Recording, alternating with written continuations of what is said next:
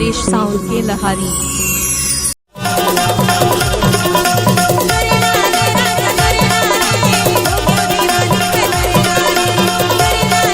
DJ Kamlesh राज।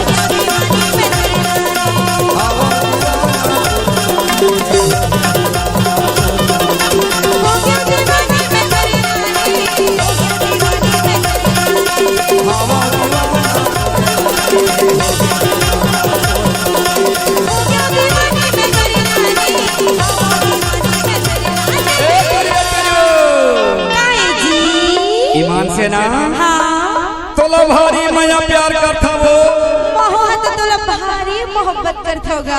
यदि झूठ मानत होवे तो है ना ये साउंड वाला भैया ला पूछ ले हो सही बात है। एला भारी माया प्यार करता ना एकरे तो लगा था डीजे कमलेश राज। तोरेला ने मुन्नी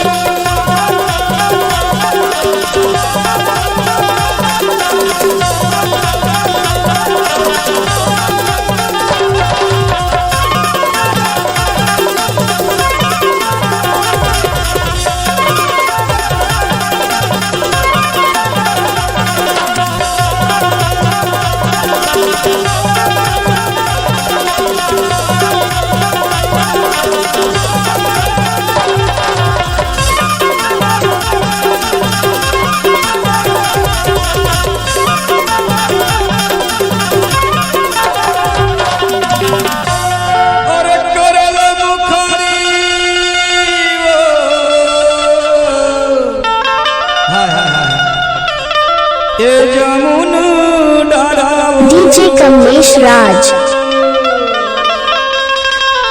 घूमत फिरत तया भे प्रियंका